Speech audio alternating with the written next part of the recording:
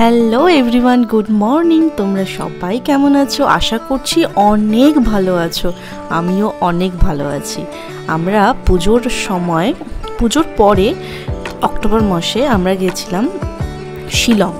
তো সেখানে কিছু ব্লগ তোমাদের সঙ্গে শেয়ার করছি। আসলে অনেক দিন হয়ে গেছে আমি কোনো ব্লগ পোস্ট করিনি, তাই জন্য ভাবলাম যে একটা ব্লগ পোস্ট করাই যায়। তো আমরা প্রথমে চলে এসেছিলাম গুয়াহাটিতে। রুমে ঢুকেই আমি পুরো রুমের ভোল বদলে দিয়েছি, একটা ঘরের বেড কভার পেতে দিয়েছি, কেননা ওই রুমটাকেও নিজের ঘরের মতো লাগতে হবে। তো তারপরে আমরা চলে গেছিলাম টিফিন করতে। তো প্রচণ্ড খিদে পেয়েছিল ওখানে। আমরা লোকনাথ ট্রাভেলের সঙ্গে গেছিলাম কাঁচরাপাড়ায়। প্রচণ্ড ভালো, খুব ভালো, তোমরাও যেতে পারো।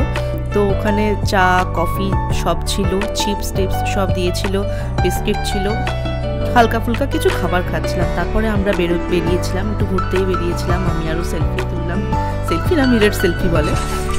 তো বাসের মধ্যে ছিলাম আমরা, প্রচণ্ড মজা করছিলাম। আমি, আমার বোন, মানে আমার ননদ হয়, আমি বোন বলি নাকি।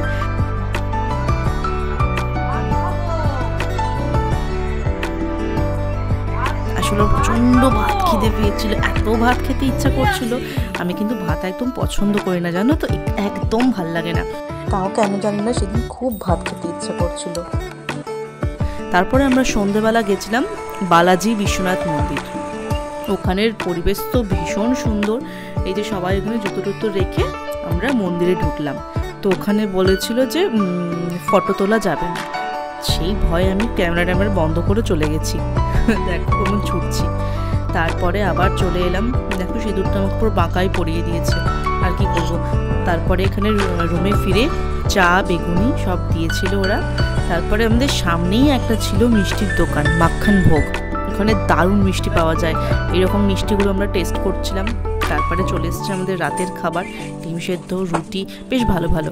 তারপরে আমরা সকালবেলা উঠে বেরিয়ে গেছিলাম ঘুরতে যাওয়ার উদ্দেশ্যে। কিন্তু কোথায় গেছিলাম না এখন সেটা মনে পড়ছে না।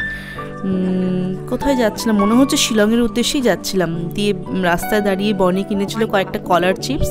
আর ওখানে দেখো এত হাওয়া, খুব সুন্দর জায়গাটা। এটা হচ্ছে মনে হয় ড্যাফোডিল লেক কিংবা টিউলিপ গার্ডেন। তারপরে আমরা চলে এসেছিলাম চেরাপুঞ্জিতে মারাত্মক ঠান্ডা, মানে হাড় কাঁপানো ঠান্ডা। মাঝখানে রাস্তায় আমরা দাঁড়িয়েছিলাম ভাত খাওয়ার জন্য। আবার শুরু করলাম বাসে করে যাত্রা, খুব সুন্দর ভিউ। তারপরে আবার মাঝখানে একটু দাঁড়ালো আমাদের দুপুরের খাওয়ার জন্য। তো আমাদের মাঝখানে দাঁড়িয়ে খাওয়াচ্ছিল। খুব ভালো, খুব সুন্দর রান্না বান্না করছিল। তারপরে এটা দিয়েছিল ব্রেকফাস্ট। আসলে কোনটার পর কোনটা দিয়েছিল সেটা আমি ভুলেই গেছি একদম, মানে অনেক দিনের তো ব্লগটা শেয়ার করলাম। তারপরে আমরা চলে গেছিলাম বাংলাদেশের কাছে ডাউকি লেকে। সেটা তো একটা দারুণ জায়গা। তোমরা যদি কেউ যাও শিলংয়ের সাইডে, তো তোমরা ডাউকি লেকটা প্লিজ মিস করো না। বৃষ্টির সময় আমি 3বার গেছি, 3বারের মধ্যে লাস্ট বারটা আমি দেখতে পেয়েছি। আর বাকি সময়গুলো বৃষ্টির জলে পুরো নোংরা হয়েছিল লেকটা।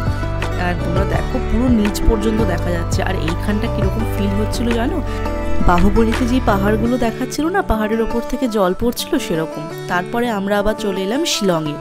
ওখানেও প্রচণ্ড ঠান্ডা ছিল। তারপরে আমরা আবার চলে এসেছিলাম গুয়াহাটিতে উমাবতীর আশ্রমে, সেখানে। আর তারপরের দিনে আমরা গেছিলাম মা কামাখ্যার মন্দিরে, ঠাকুর পুজো দিলাম। এত সুন্দর করে পুজো দিলাম, খুব ভালো। একদম গর্ভগৃহে নেমে পুজো দিয়েছিলাম। তারপরে আমাদের যাত্রাপালা শেষ, আমরা আমাদের বাড়ি ফিরবো। তখন সবাই ক্লান্ত হয়ে ঘুমিয়ে পড়েছে। আর আমি, মা, বাবা বসেছিলাম, মানে ভাগ করে শোয়া হচ্ছিল।